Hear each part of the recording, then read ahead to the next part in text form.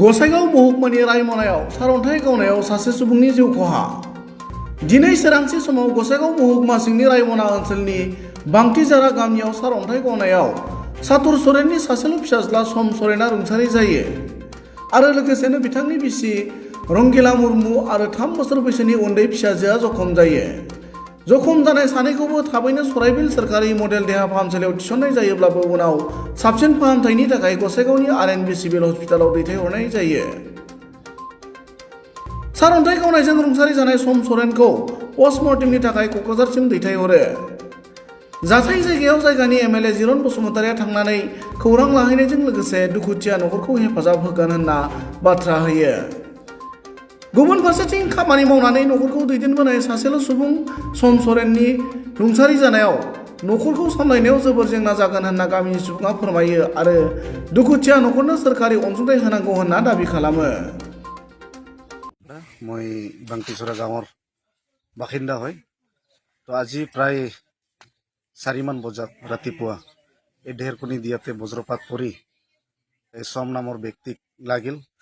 তাৰপিছত তাৰ ছোৱালীকো লাগিছে আৰু তাৰ ৱাইফকো লাগিছে, কিন্তু এই তাৰ ৱাইফ আৰু ছোৱালীজনে এতিয়া নৰ্মালতে আছে।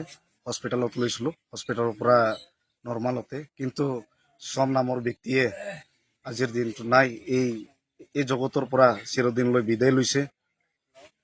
তো আজি যদি আমি চাওঁ, এই দুখীয়া পৰিয়ালক চৰকাৰে যাতে কিবা এটা সাহায্য দিয়ে, কাৰণ ঘৰত কোনো নাই, অকল মা আছে, তাৰপিছত তাৰ ৱাইফ আছে আৰু 3 বছৰীয়া ছোৱালী আছে। তো সেইটোৱে চৰকাৰে এই দুখীয়া পৰিয়ালৰ প্ৰতি কিবা এটা যাতে সহায় কৰে বুলি মই চৰকাৰক অনুৰোধ কৰোঁ।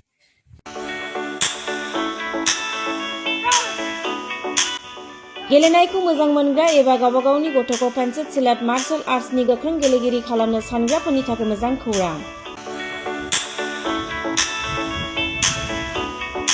चिरां जिल्लानि सापागुरि पेन्सिल सिलाट मार्शल आर्ट्स एकाडेमियाव मुं थिसननाया सोलिगासिनो। नोंथांमोना नोंथांमोननि गथ'खौ सापागुरि पेन्सिल सिलाट मार्शल आर्ट्सनि एकाडेमियाव मुं थिसननो हागोन। फोरोंनायनि जायगाया जाबाय सापागुरि लावज्रिपारा डगरपारा गेलेग्रा फोथार आरो बेरांगाव हास्रावबारि।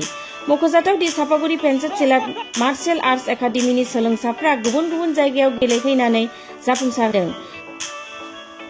नोंथांमोनाबो नोंथांनि गथ'खौ सापागुरि पेन्सिल सिलाट मार्शल आर्ट्स एकाडेमियाव मुं थिसननानै पेन्सिल सिलाट मार्शल आर्ट्सनि आखा-फाखा गेलेगिरि खालामदो।